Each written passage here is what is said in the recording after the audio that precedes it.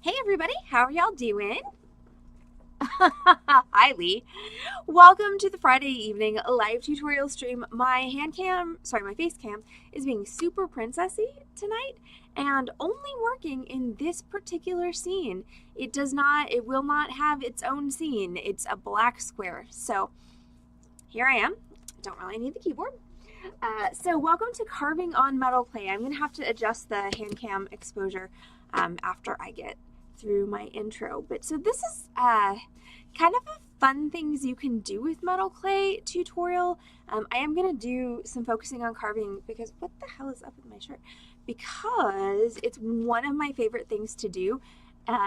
So this piece that's in this photo here is actually I carved a linoleum block and then pressed the clay into the block, the little rectangular pieces that you see in the photo, those I did carve on the actual metal clay itself. So let's just real quick talk tools and materials for this evening's tutorial. So if you're going to carve directly on the metal clay, your clay needs to be dry. So I prepped 3 pieces earlier today that are dry. They might not be dry all the way through, but the surface, hi Lori, the surface and, the first layer of the clay at least is dry. So I've got 3 dried pieces so I can show you a couple different carving techniques. And then for your carving, you can use a lot of things. These are one of my favorites. These are wood gouges. So I'm going to go ahead and make myself smaller. If only it were so easy in real life. All right, so there's little me, and then we're gonna fix this because I am gonna wind up I'm gonna be on the work surface a lot, so fix the focus and the exposure, and then I will show you the wood gouge. So wood gouges are my favorite thing to carve metal clay with because they're really easy to work with, in my opinion. And they do a really beautiful job of carving the metal clay. They do take a little bit of getting used to. So, the first time you use it, you're probably going to wind up with a little bit of, weirdness in your metal clay, but that's called the learning curve. All right, so hopefully that is focused enough. And there we go. Okay, so this is a wood gouge. And if Corvus is here, I know she uses these to carve wood. So they come in several different shapes. And the 2 that I use most often are there's V shapes and U shapes. And then I've got 2 different sizes of U shapes. I've got a smaller one and then one that's a V. I've got 2 sizes of V shapes. My large U shape I have put somewhere. I don't know where it is. But so that's my U shape. And then this is my V shape.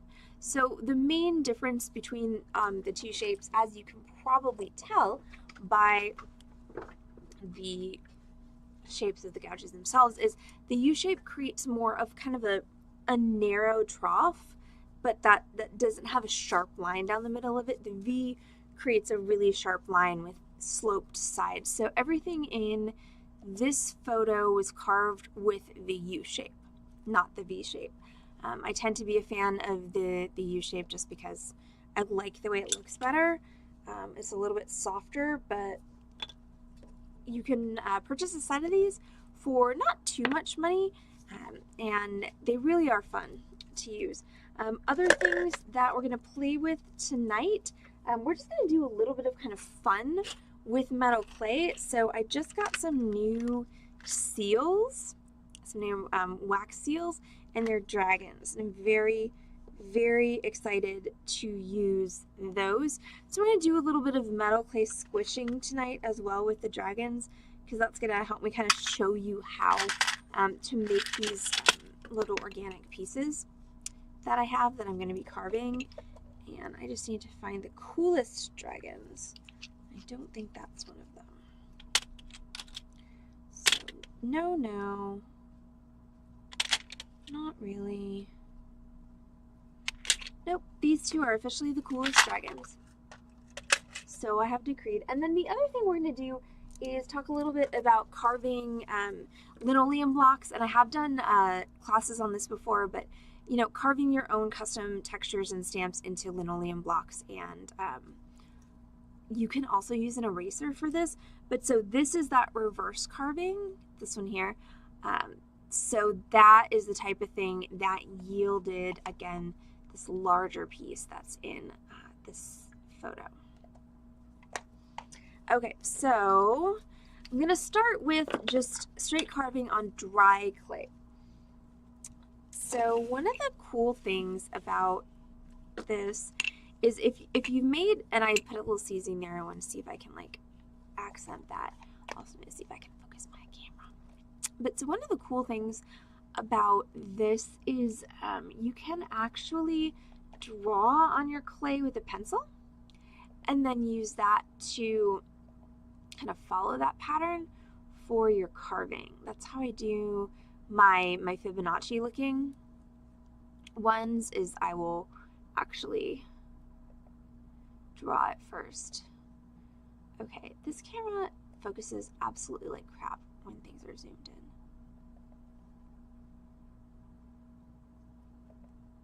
in. Nope.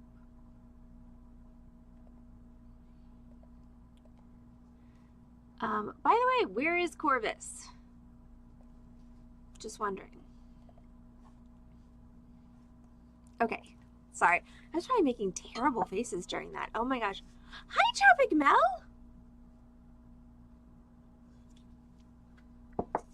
Yay for the Toadette emotes. You're amazing. Okay, so carving on metal clay. So I'm going to, so I did say last night that I was going to try and see if I could take this type of pattern and try and replicate it on metal clay.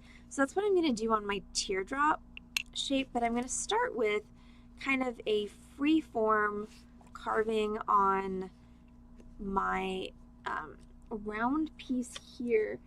And what I really wish I had something to keep this from, I wonder if I put it on the lino block. That's better, that's not as slippery. I just need something to stop it from sliding around. So you don't have to do it on a tile like this. The tile is just a really good way to move your clay. But I'm going to do my carving actually on my lino block. So I'm going to take my pencil and I'm going to kind of just give myself a framework in which to work. So I'm kind of seeing like sort of a wave pattern going on here.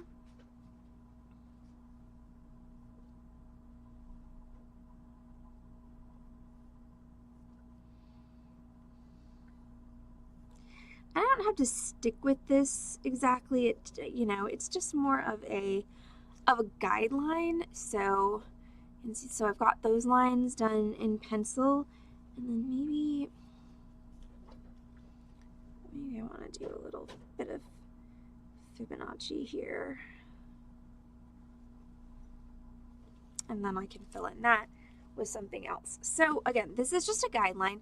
None of these actual pencil lines are going to show up in your final project. So you can't really erase them off of the clay. It doesn't work that way, but they are going to burn off. So if you decide you want to change your mind and redraw your pencil lines, your extraneous lines are not going to show in your final project.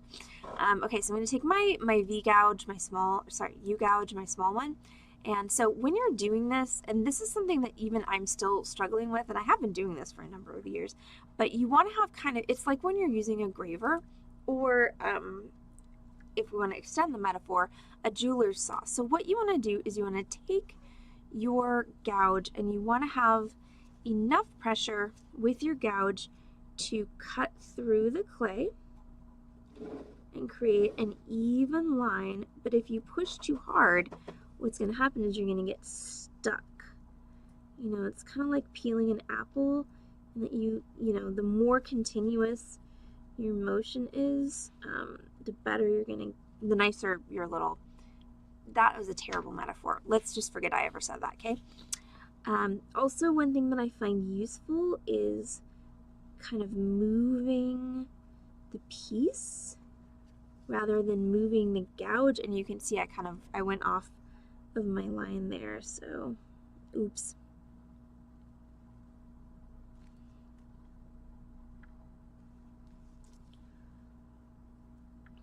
Curved lines are the hardest, so I probably should not have started with curved lines. I should have started with straight lines, so y'all would think I was a badass, but you know, is what it is.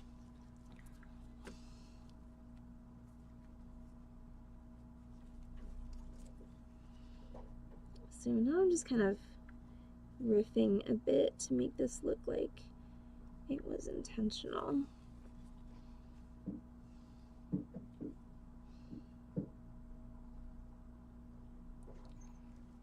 I have a bad habit of applying too much pressure, and then you also don't want your gouge to be at a really steep angle, and I have a problem with that as well. Now, things like this, not desirable, but you can get rid of that with sandpaper.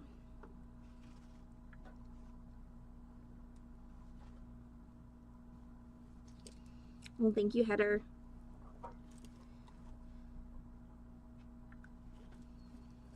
So again, your lines are just a guideline if you're me. If you're not me, your lines can be whatever you want them to be, but for me, it's definitely about, like, this is kind of what I have in my head, but the clay is going to take me in a different direction. So I definitely have more of kind of a, like, you know, briar roses thicket thing going on here than I was expecting, but I don't hate it.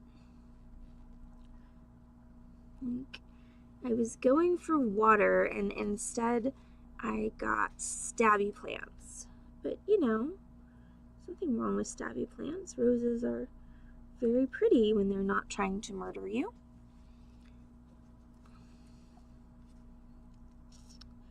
Let's see, the tighter the curve, the harder it is to make it. And once again, right now my angle and my pressure are off, so I got a really deep groove there. Hi, Corvus. Welcome in.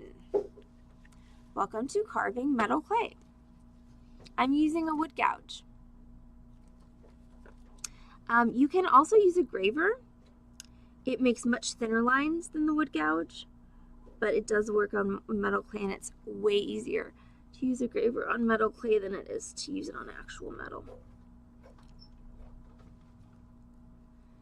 So I personally love to make these kind of like organic little patties for carving on. And so the way that I do that, rather than using a cutter, which would make my edges a lot more defined and crisp, is I like to just roll a ball and then smoosh it like a cookie. Just, you know, chalk it up to the fact that my grandmother was a baker, not a professional baker, but baked a lot of cookies in her lifetime, and she hasn't stopped yet. Hi, Leafy Moments. Well, welcome in from London, UK. That's amazing. I bet you your weather's way better than us here in Dallas, Texas, because okay, so I caught myself this morning. I'm just gonna have to make myself big when I talk because, like I said, my hand cam is being super princessy. So I caught myself this morning when it was a moderate 83 degrees. I was like, oh, it's cool outside. No, 80 anything is not cool, but considering that we've been in the hundreds for quite a while, it's definitely refreshing.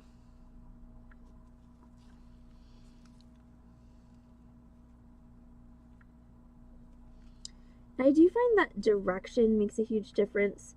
So I'm better at pushing the, hi Silver, how are you? So we're carving on metal clay tonight. So I was going for kind of an organic watery thing, and now I sort of have this like weird spiky desert action going on, which once again, I don't hate. Like, I think it's going to be really interesting when it's done. So I can't draw, I can't sculpt. So anything that I do that is carving or anything like that is going to generally be fairly geometric because those are shapes that I can work with, or repetitive because I'm good at, you know, following patterns. Yay, Silver, happy Friday. I still have another work day to go, but that's okay.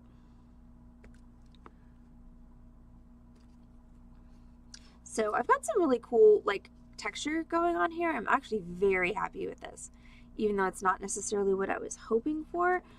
So what I think I want to do is I want to add something that's a little bit different. So I've got this kind of blank area here, and I'm going to just dig in that a little bit with a ball stylus tool to make some dots.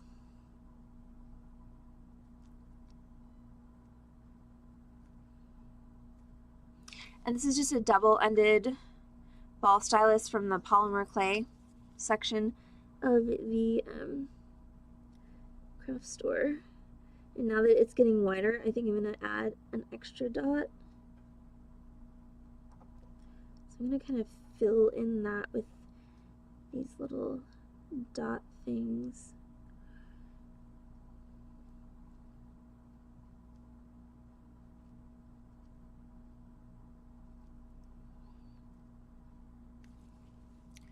Okay, so now I've got some little dots there. I think I need one more close to the edge.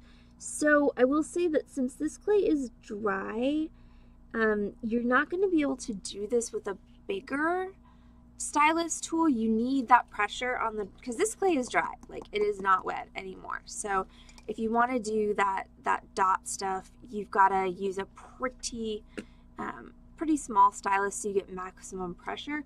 You also could do that with an actual pointed stylus as well and kind of dig into the clay a little bit, or you could do that when the clay was still wet. Okay, so now we're going to do a little Fibonacci, which is, as you probably know, my favorite carving. So I've got my little spiral drawn here, and I first discovered this. So Ed and Martha Bigger are two amazing humans, and they were teaching a carving on metal clay class at the Bead and Button show a billion years ago, and I took it and it was absolutely amazing, and I kind of started doing this Fibonacci thing then, and I've been doing it ever since because I just think it's really cool. Also, putting it on camera would be really cool. Come on, camera, I got new viewers. Like, why you make me look like an idiot? So, yeah, so that's the start of my little Fibonacci thing.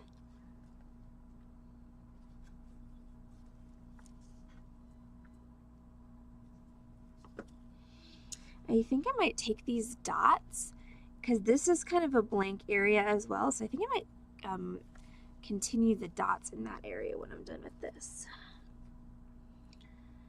Also, somebody was in here earlier making a Taylor Swift bracelet, and so when I say blank area, all I can think of is blank space.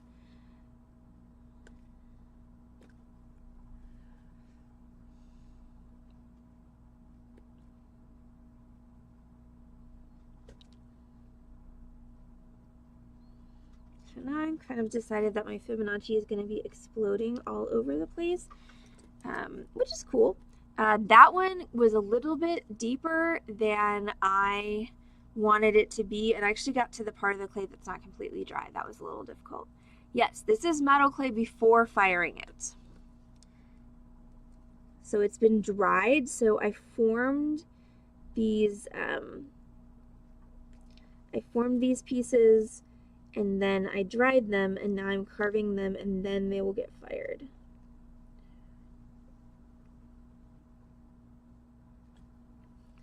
And yes, apparently this Fibonacci ammonite thing is just kind of like taking over everywhere.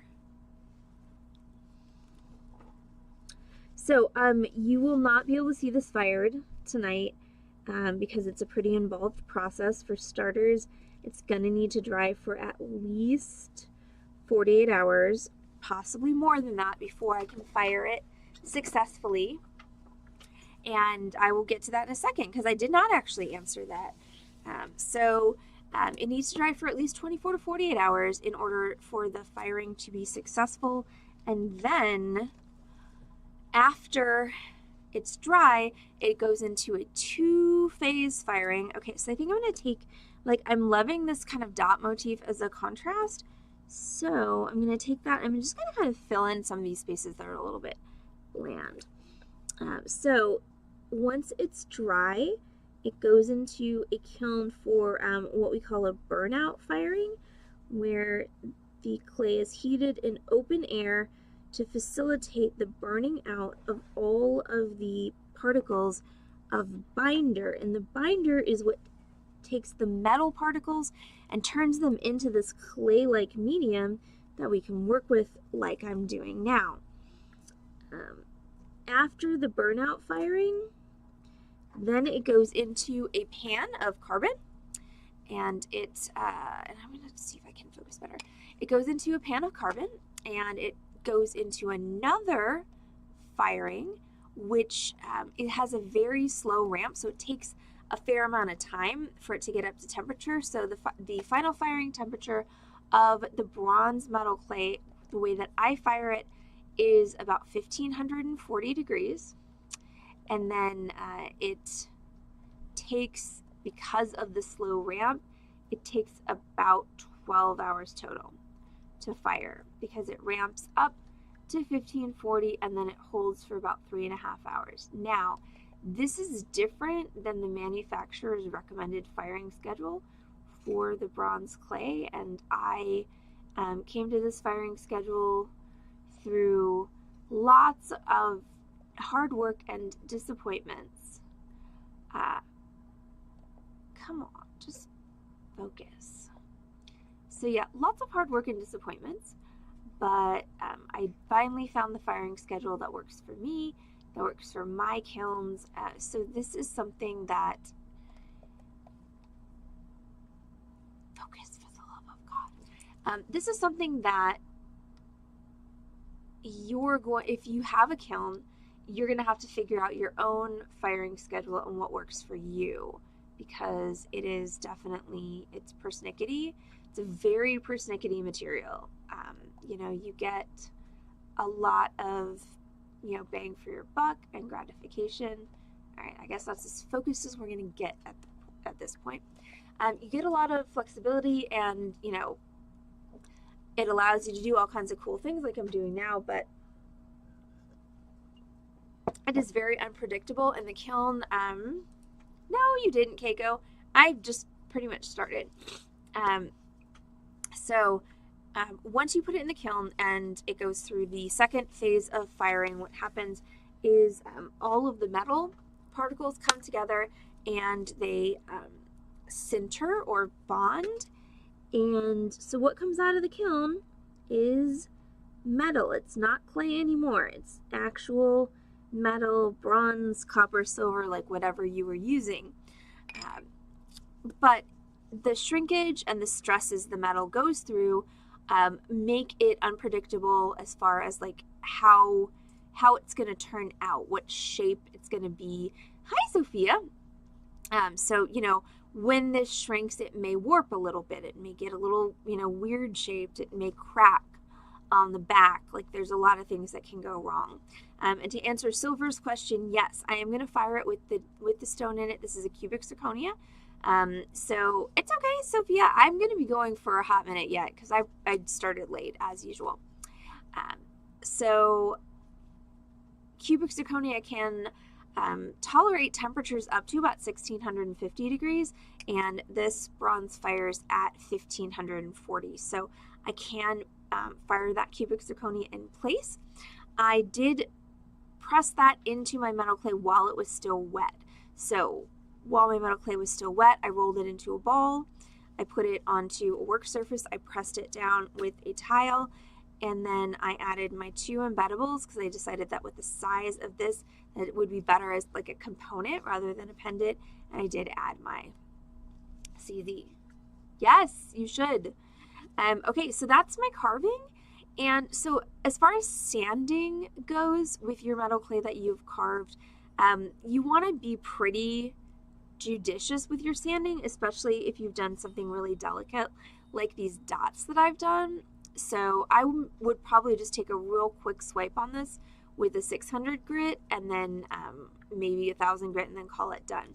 Also, the back. And this is something that a lot of people kind of forget about on their pieces, but the back of the metal clay piece is not super interesting, and I didn't put any texture on it. I could have put a texture on with the stamp, but I forgot. So what I'm going to do is I'm just going to do a scratch texture on it with my my stylus. And I think I'm going to cross hatch it. So I'm going to do one direction.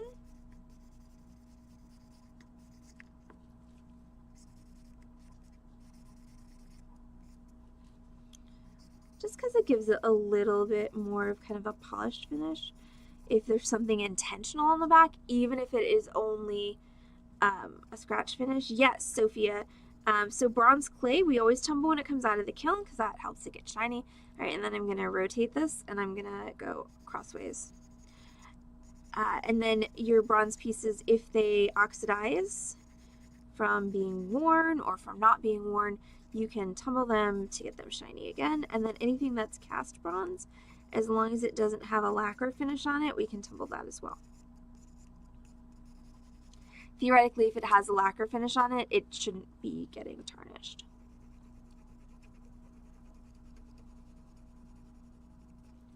All right, so that is my back.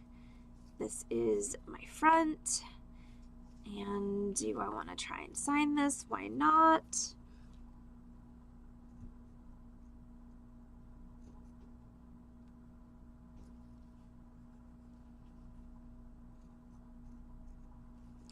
There you go. That's my little A. So here we go. Yes. Yeah, you bet.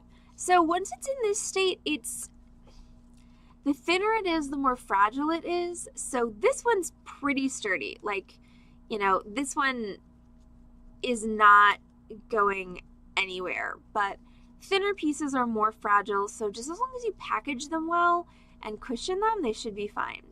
Okay, so this one's ready for sanding. I'll set that aside because I'm going to sand them all at once. Okay, so that was number 1. I'm going to do a really quick one of just the Fibonacci carving without anything else.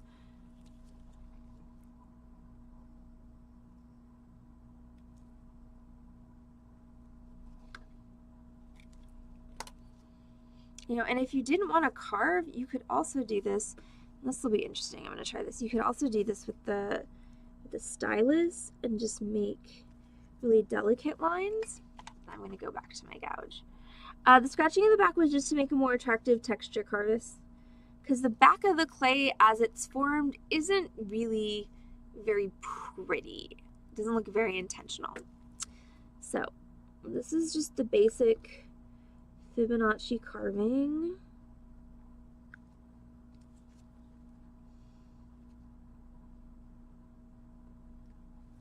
And a trick if you want to end it on a sharp line is if you just rotate your gouge at the end of your stroke, it'll take that piece and it'll kick it off. You just have to be careful not to push too hard and overshoot. Because the cool thing about the Fibonacci style carving is that it has so many like layers.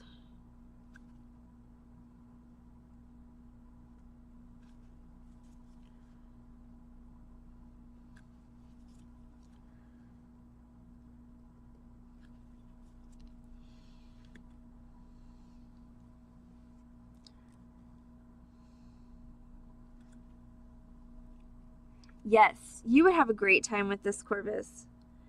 And do you carve linoleum blocks?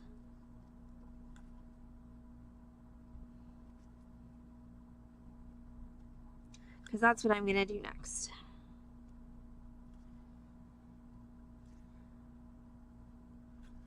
Okay, so I want to make sure, like, I have some of these areas here where I didn't quite get a line.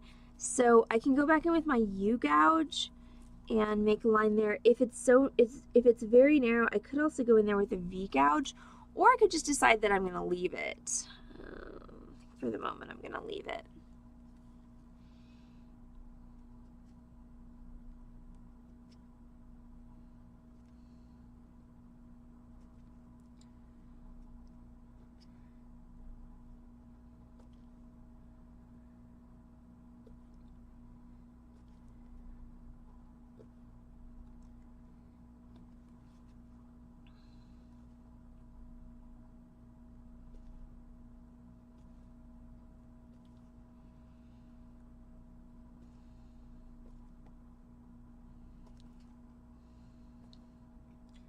And when I'm doing this, I'm trying not to align these cuts with these cuts.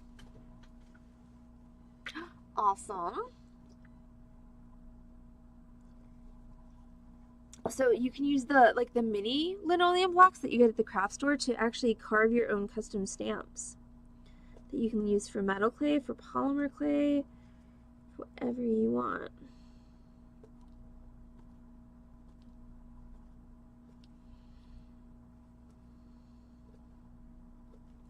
But that is kind of the trick to like differentiate your kind of nautilus shape, is try, and I'm not doing a great job of it, but try not to align these cuts with the cuts in the previous spiral.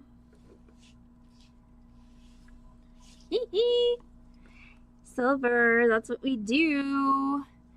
We enable the craftiness in all of you, and the part that wants to go to the store and buy all the supplies, always and forever. And then you, of course, have to buy more storage for all of your supplies. So that's back to the craft store or the container store. So yes, I'm doing my best. Okay, so that's my little Fibonacci spiral. And once again, this isn't very pretty on the back. So I could do a scratch texture, or I think I'm gonna just do a gouge texture on the back. Just kind of.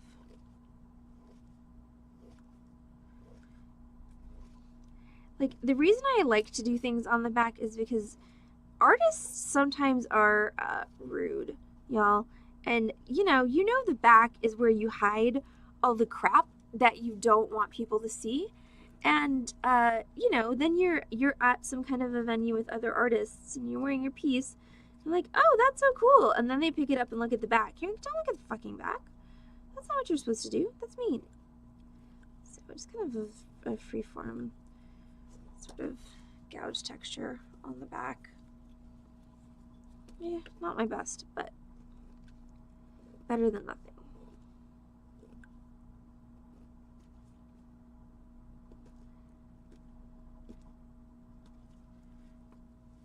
Don't look. I mean, seriously. Okay, so that's my back, and that's my front. Okay, so now this is the hard one, and then we're just gonna smoosh some clay and carve a lino block, and it's gonna be really fun. This one, okay, so this is my teardrop piece that I made, and I kind of wanted to try and replicate the carving on this stone. So once again, I really cannot sculpt my way or draw my way out of a paper sack, so this is going to be interesting. So first I'm going to try and just echo the shape of this in a somewhat symmetrical fashion.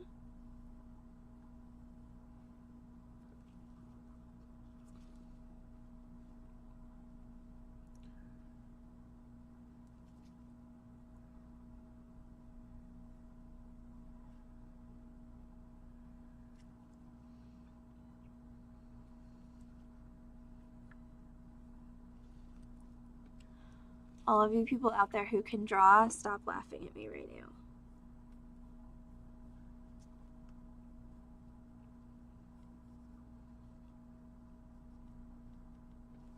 Alright, so then the carving on this one is actually pretty much just that, and then some straight lines. All right, let's get into this. It is bone dry, Sophia. It is probably not dry all the way through because I made these at like 2:30 when I was like, oh crap, I need to prep for my class tonight. But no, it is dry, dry, dry. Okay, so let's see how I do. All right, I think I'm gonna work better this way because I'm better curving to the left. So we're gonna make the outline. And so for something like this where I've got like an outline and then I have fill-ins, I will tend to want to make the outline shape a little bit deeper just because that gives it a little more definition. Maybe not that deep, but goodness. Sometimes I just get a little too much pressure going. Which, I mean, who of us doesn't have that problem these days? Too much pressure. Okay. Alright, so that's not bad. And then I've got my leaves.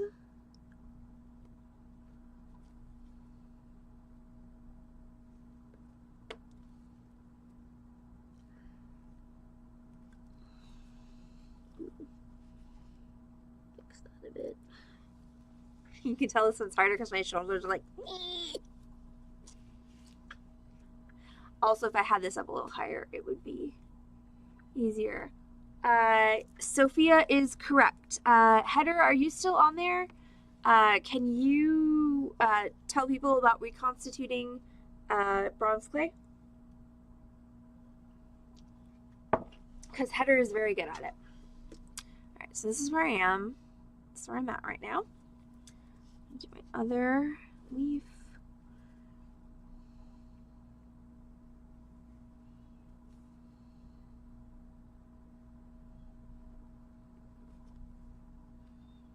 Okay, so those are my main outline cuts. So now I'm gonna do my details and I'm gonna try and make these lighter, okay? So the goal here is don't murder the clay. So I just wanna do light accents for my little leafies.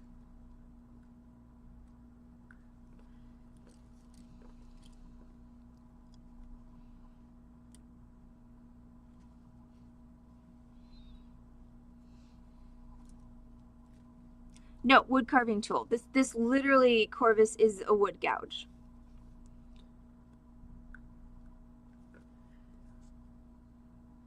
You can use metal carving tools on this. Like I have done things with a graver, but yeah, this is a wood gouge.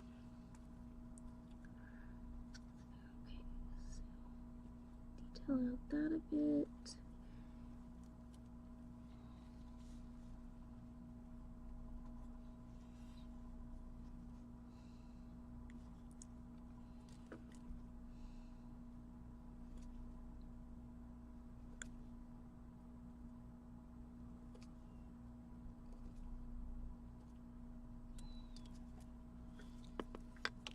Okay, so that's my best approximation of this pretty floral pattern.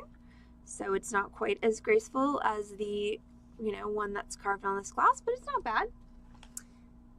Oh God, yeah, it's the futz factor. And then I'm really in love with this whole dot thing, so I think I'm gonna go ahead and fill in these blank spaces with dots.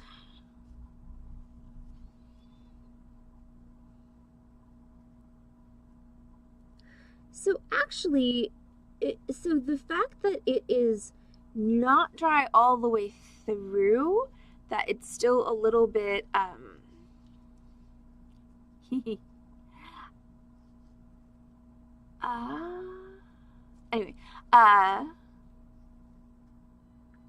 yeah, I mean, it's so much fun. In the bronze clay, but it does require a lot of stuff. See, that's the thing. It's like, the bronze clay really needs a kiln to be fired. You can torch fire the silver clay, but it's so bloody expensive. And then, you know, sometimes the bronze clay is just incredibly disappointing. All right, so that's that. So the fact that it's not completely dry all the way through is what's enabling me to do those impression dots. So I do not want to do a whole dot finish on the back. That would be a terrible, awful, awful idea. I think I'm just going to do a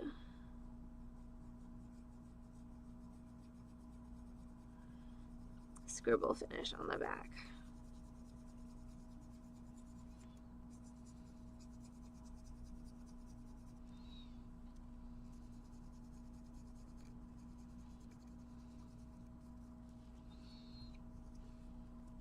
Oh, sign that one. I didn't sign this one either. This one's going to be hard. Can I do it tiny? Yes. Okay, so that's carving the clay.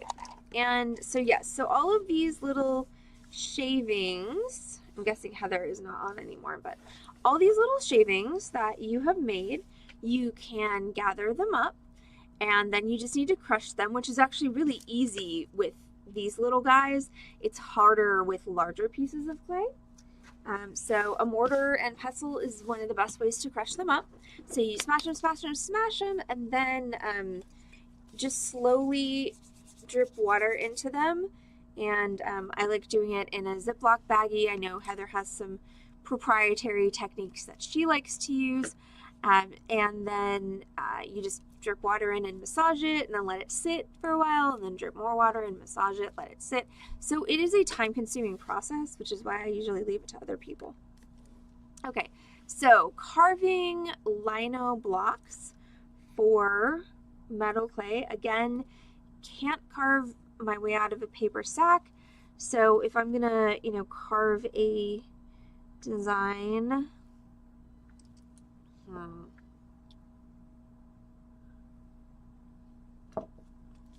all right, so let's do like kind of an Om mandala thing, but I need it to be right side up for me, so it's going to be backwards for you for a minute.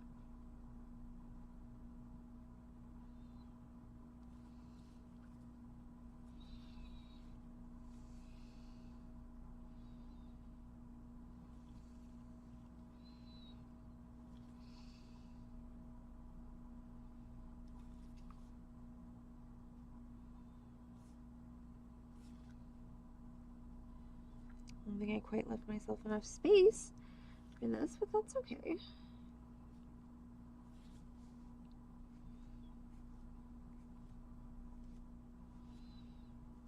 I always felt that like doing this carving with like Zentangle would be really cool, which is not something that I have ever done, but I just love the way it looks. Okay, we're just gonna go with that. That's pretty simple. I think I can make that work. So just an Om, an exploding Om on my, and this is just a cheap ass lino block from Michaels.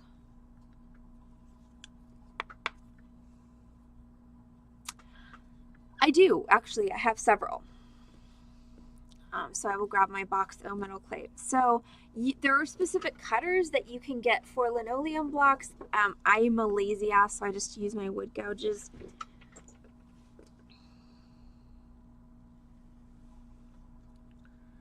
So all you're gonna do is just gouge out from the linoleum block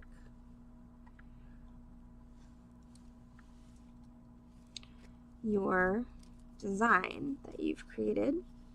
I'll show you in a minute how this winds up different than actually carving directly on the clay.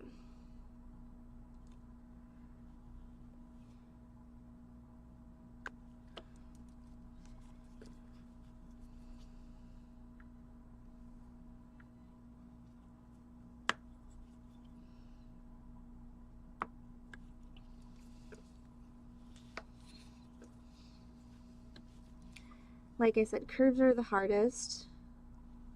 So, you know, good job me making something that was extremely difficult.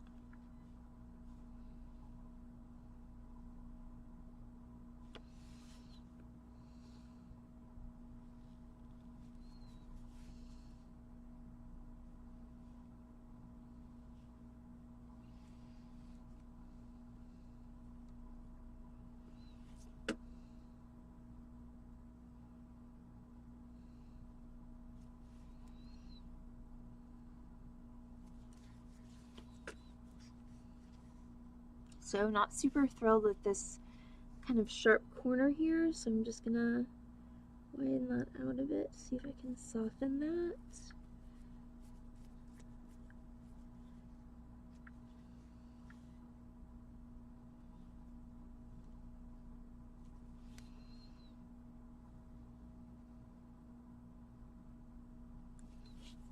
You know, I don't even know if I'm gonna do these like sunray things. I think I might just keep the ohm, because I think it'd be fun to pair it with a carved texture.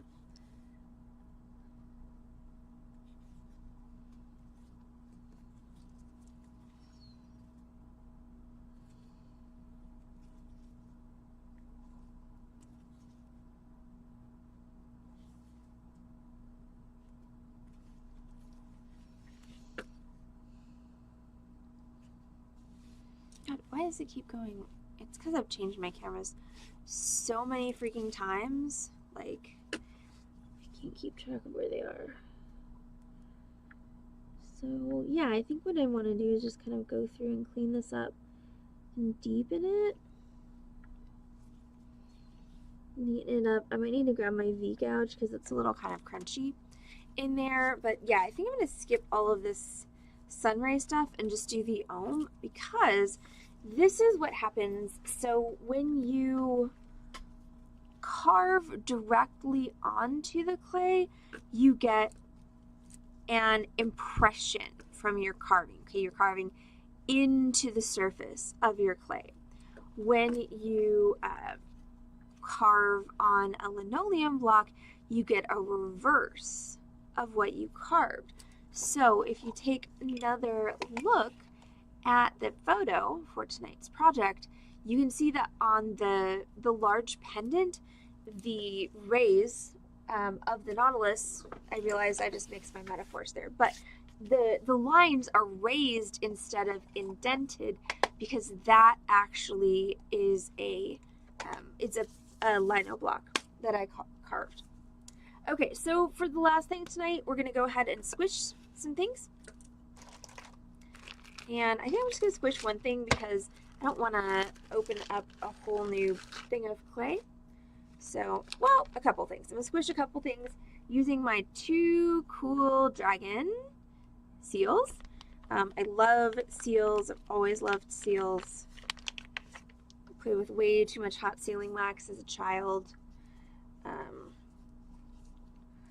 You know, unfortunately, they are a bit of an investment, like stamping dies, because, you know, they're not cheap, and you can only make obviously one thing with them, but they do make really pretty pendants.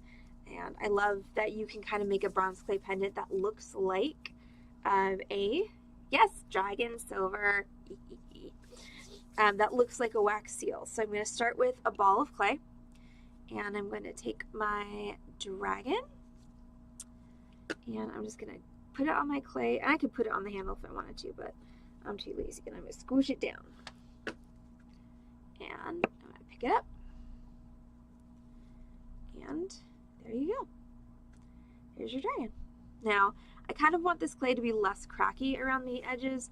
I know that's where these came from, Keiko. They are, yeah, they have good cheap wax seals.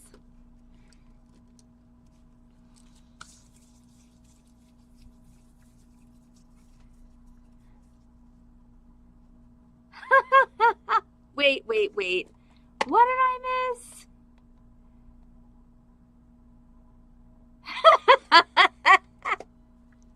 Okay, well, you know, whatever works. Okay, I'm going to put it on the handle just for some leverage. Alright, so we're going to swoosh. And so there we go. One dragon seal pendant. And then don't forget, you do need a way to hang this. So this is where you put in these little round things, which are called embeddables.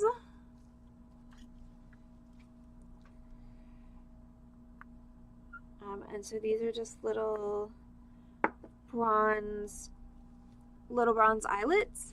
And I'm just going to take one and I'm going to stick in here. I just want to make sure it doesn't pop through. And there we go. And I think I have enough clay to make one more with my other dragon.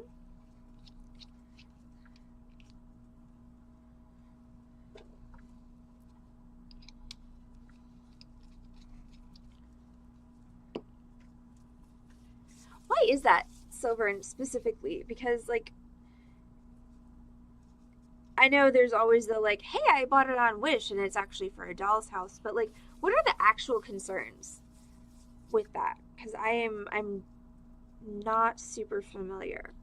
All right, this may be a little too dry, but we'll see if it'll squish nicely. Squish.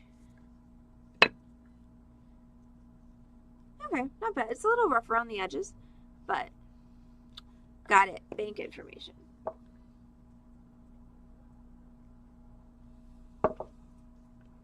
Good to know.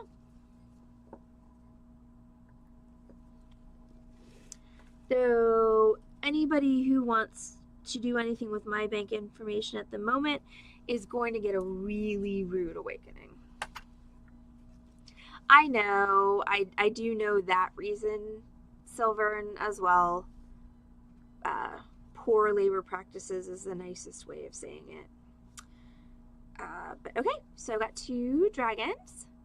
So those are going to get fired as well. So these are wet, so I cannot do anything with these now until they're dry. I am going to just take a minute and really quick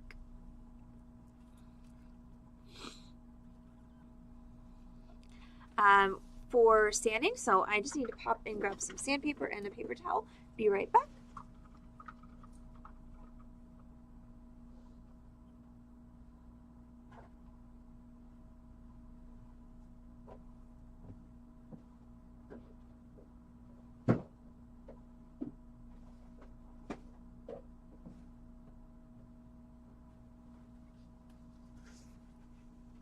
Smooshy, smooshy. Yes. Okay, so sanding is just to kind of smooth our surfaces a bit. Once again, we want to be careful not to destroy this texture that we took a lot of effort to create. So I'm just going to take my 600 grit sandpaper and just go really lightly over the surface. So once again, I don't want to sand away all of that pretty texture. So just a light, and what this does is it gets some of the porosity of the clay down and it makes it look more like cast metal in the end. Do a little on the back. And then what I really want to focus on is the sides where I didn't do any texturing. I want to smooth those down as well, because again, this is just these are the little details that make your finished piece look a lot nicer.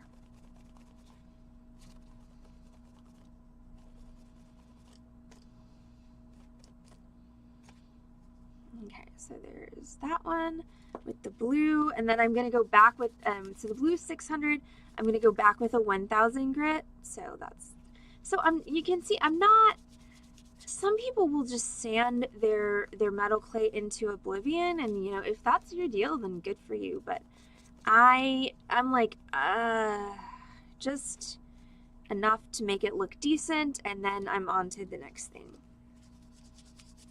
Also not a penis with 2 balls, by the way. Dirty minds.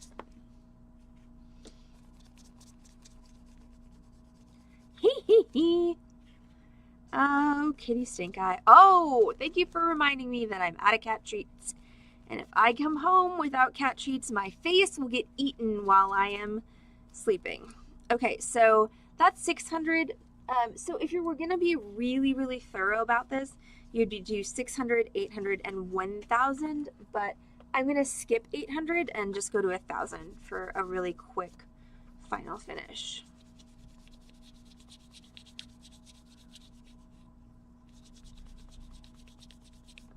Thank you for the advice, Silver. It's, you know, it's always, I always appreciate the advice of people who are in the industries. Like, you're in cyber, aren't you?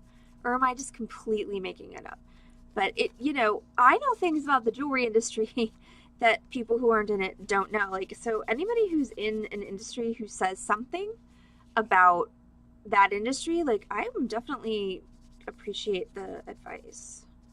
Whether I choose entertainment industry, whether I choose to be a dumbass anyway, is my own. It's my own poor decision making.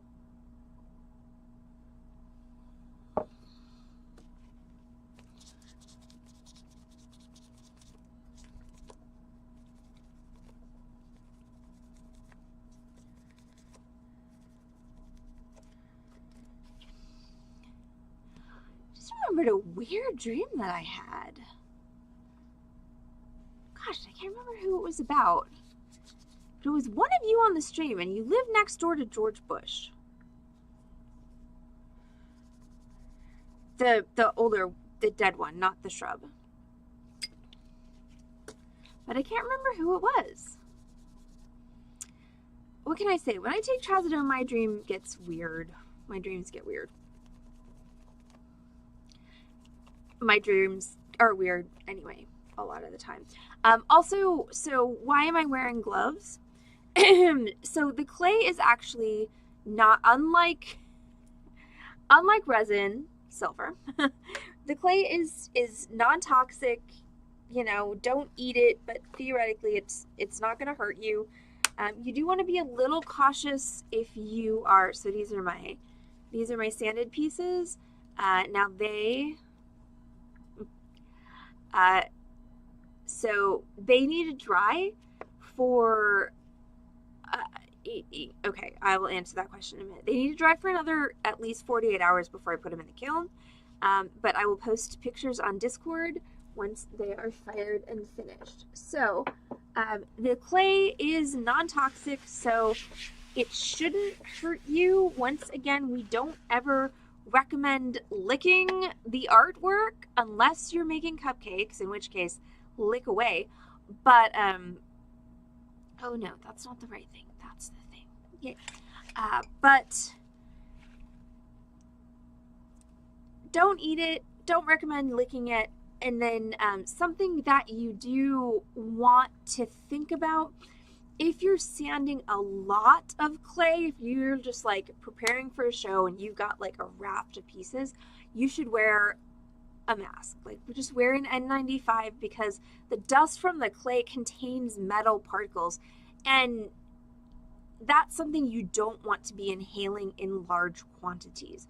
But I'm really only wearing gloves because the metal clay gets underneath my fake nails, and then it looks gross. Because what happens when the metal clay gets under your nails is it oxidizes and it turns weird colors of like green and brown, and then people are like, what's wrong with what happened to your hands? Why do they look so gross? Or maybe that's just the rich Highland Park bitches that I deal with. There's nothing in there, which is good because I just metallic flavor. I mean, yes, but no, silver, don't eat the metals. They're not good for you.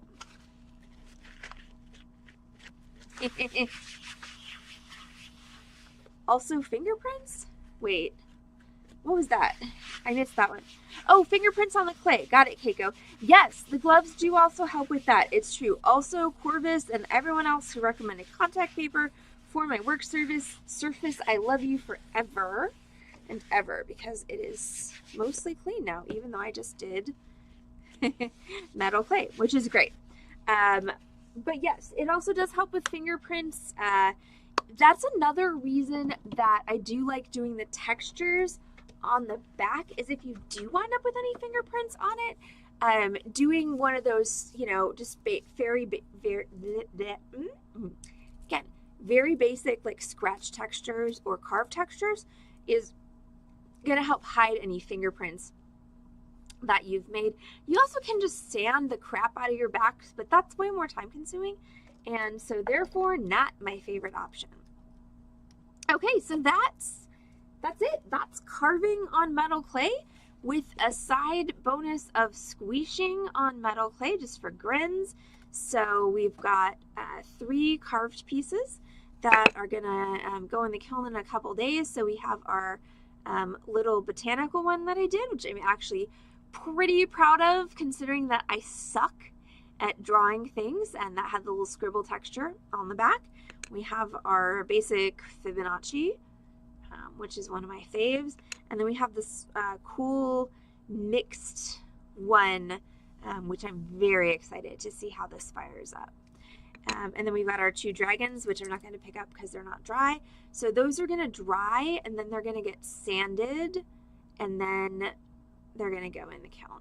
So I'll post all those on Discord when they're fired, but once again, it's going to be a hot minute because everything has to dry. Like, if there's anything I've learned about metal clay in the multitude of years that I have been working with it, it's that you can't rush it. If you rush it, it will destroy itself, and you will have lost all of that time and all of that money. You just have to be patient with it. Like, if you put it in the kiln before it is completely dry through and through, it is going to create the most awful, like, cracks and, like, plate tectonic shifts of things that you cannot fix without a whole lot of effort, and sometimes even with a whole lot of effort you can't fix it. This is back when we were doing more bronze clay. This was pre-pandemic. A lot of people come in like on December 23rd with bronze clay pieces, and they're like, can I get these fired and, you know, polished and ready for Christmas? And it's like, no, you cannot, because these aren't even dry, because I bet you made them last night, and they're just going to destroy themselves in the kiln.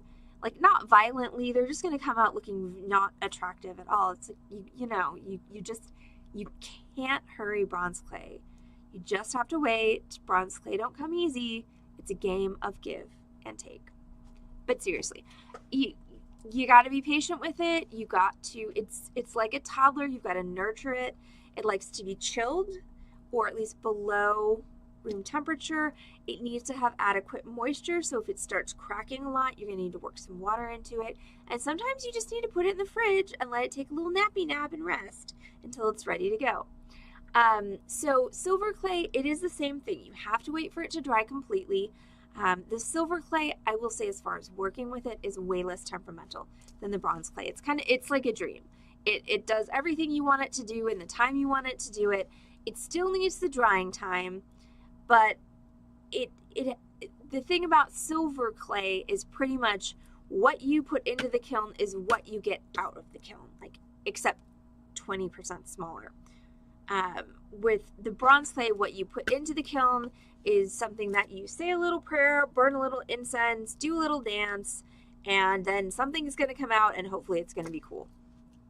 But your trade-off for that is 200 grams of bronze clay and like 16 grams of silver clay cost the same. So you're talking about this much versus this much.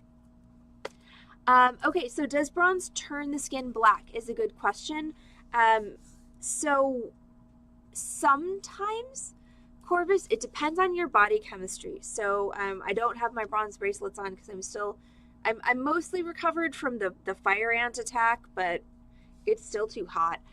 So when I sweat a lot, so basically for the past 3 months, the bronze it turns my skin black and sometimes green.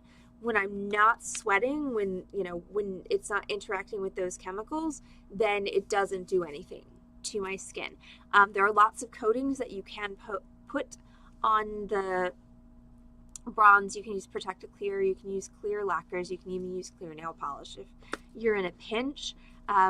Just be aware that all of those coatings eventually will wear away. So, your bronze bracelet or pendant may be good for 4, 5, 7, 8 years, and then all of a sudden you start noticing that you've got a black spot on your chest where you've been wearing it. That just means you need to reapply your coating. So I think that's it for carving with bronze clay. I know, damn Summers. Dang it! Hi, Crafty! Positively Crafty. Okay, so we're not done because Positively Crafty just rated us. Hi, how are y'all doing? Welcome, raiders. How's everything? What were you doing today? But I don't have anything else ready to carve, Corvus. I know, I should have had a spare Okay, oh, but Sophia wanted to see actually some results. You did miss most of the tutorial, but I can show you what we did. And also, Sophia had asked for some fired pieces to look at as well. So I'm just gonna go grab the drawer of those.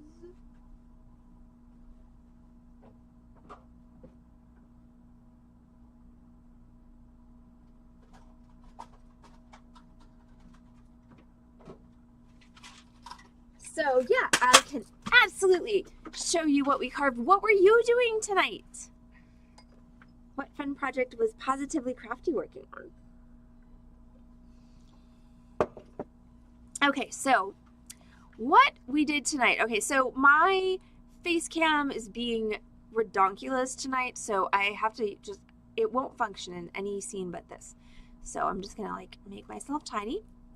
Okay, so we did a couple of different types of carving using our basic wood gouges. So these are the same gouges that you would use to carve on wood, because when you're carving on dry clay, it's not fired yet, so it's not, ooh, 3D beaded, what?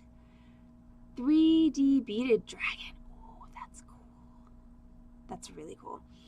So we did carving on dry clay. So this is bronze metal clay that I prepared earlier today by just rolling it into a ball and smooshing it and putting it into the dehydrator until it was fairly dry. Now, what I really want is I want surfaces to be dry. Ideally, it would be dry all the way through, but I forgot that I needed to prep these yesterday. So they're still a little squidgy in the center, but they were dry enough to carve.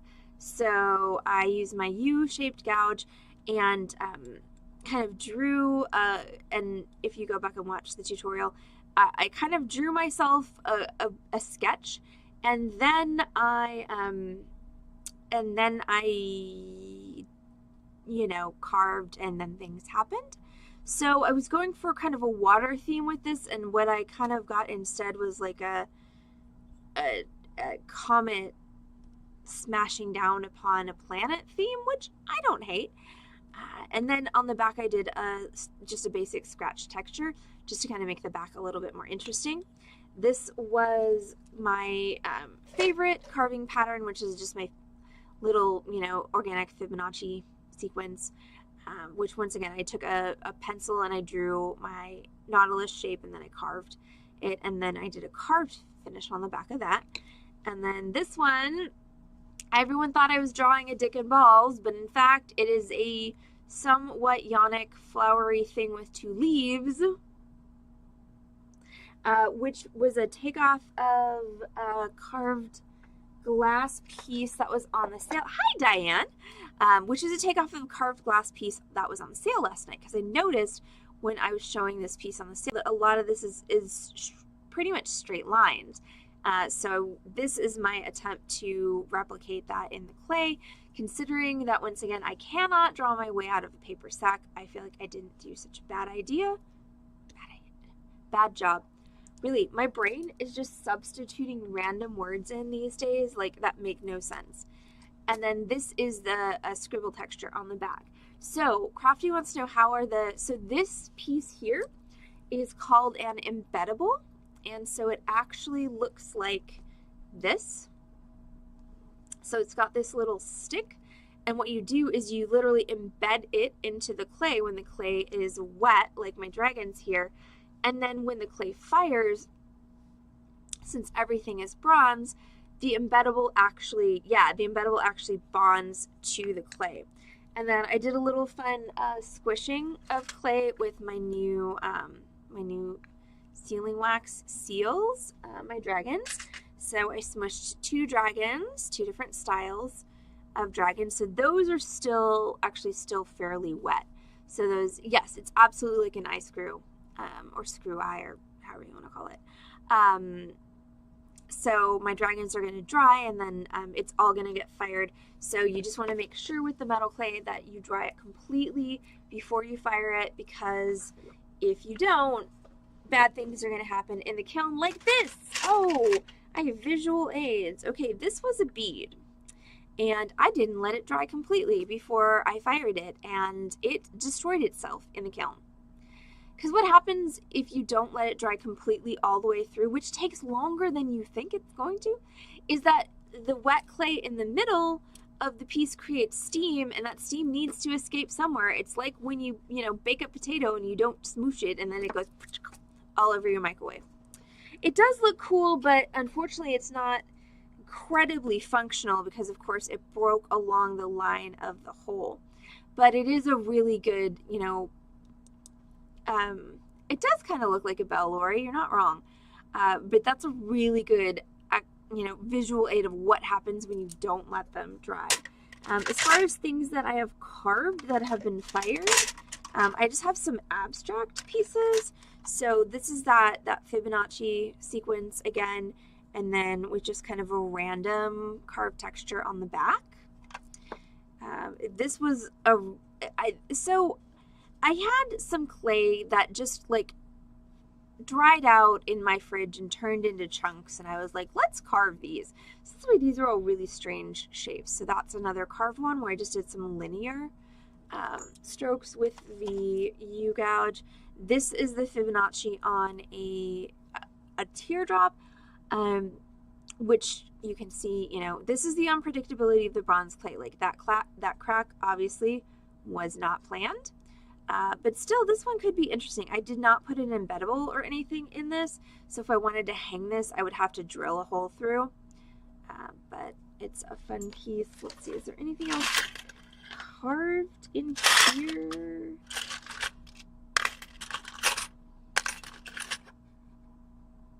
Oh, yes, this is, what? Oh, my head is out of the scene? Thank you, Diane. I don't. Yeah, it's because my stupid face cam is being dumb. So then this is once again another, like, I just carved a little bit on the side, and I don't know what I was thinking, but I do think that would be kind of cool, like in a ring with the little carving on one side and this whole like organic thing. Thank you, Crafty. Oh my goodness. Yeah, what I need to do is I need to move my XSplit window, or no, my OBS window down so I can actually see the whole thing because it was hidden behind one of my lights. So, let's see, I think that's, oh, and here's another, so this was this one actually turned out really good. So this is, I think, actually a Fibonacci carved with the V-gouge. I could be wrong, or maybe I just used a lighter hand, but this one's a little bit more delicate and also kind of has some nice texture in it. So I did nothing on the back, so you can see when you don't put a texture on the back, like that's kind of what you get. Sometimes you get bubbles, little cracks, and then just this kind of surface here. So putting a texture on the back can help you sort of mask and camouflage that. All right, so I think that's it for tonight. I don't think I have anything else carved in here to show you all.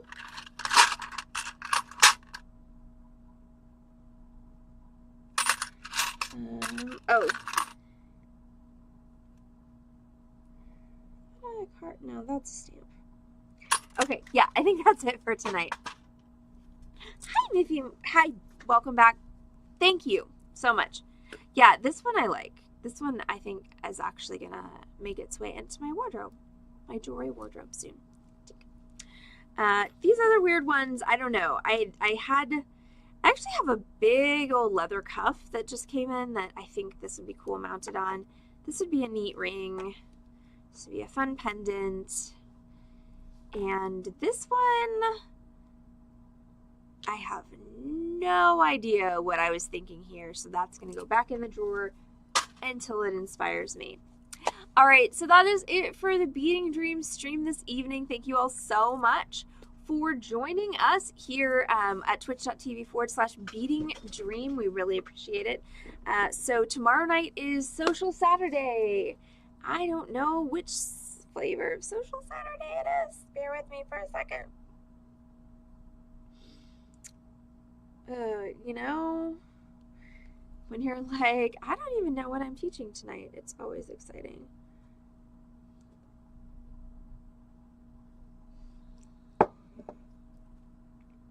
Okay, so Freeform Social Saturday tomorrow, apparently. So cool. So that means I will be doing a project. I actually think I have a repair that I need to do. So we will have fun doing that tomorrow night. So that means I will be back on this channel, twitch.tv/Beading Dream tomorrow at 6 p.m. with Social Saturday. And then next week I leave for Denver, which means new merchandise incoming. Don't forget, if you are on our Discord and you have requests for merchandise, go ahead and post those in the merchandise request channel. If you are not on our Discord, you can type !Discord into the Twitch chat and you can join us in our little tiny envelope of crazy. Is it Freeform, Corvus, or is it Zoom?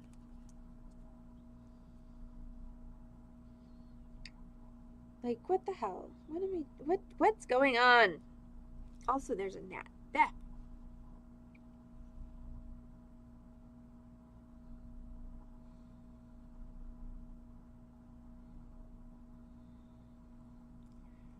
Oh, apparently we're just having all Freeforms in September. So, you know, go mom. But anyway, I know, it just says Social Saturday. Okay, so Lori, go feed your cats. I feel like it should be Zoom tomorrow night because it was supposed to be Freeform last week, but I fell asleep on the desk. And I don't think so, Diane. Gab should have been last week. Yeah, no, tomorrow is Simple Stretchy Bracelets in store. And then Social Saturday, so I'm going to say Zoom tomorrow.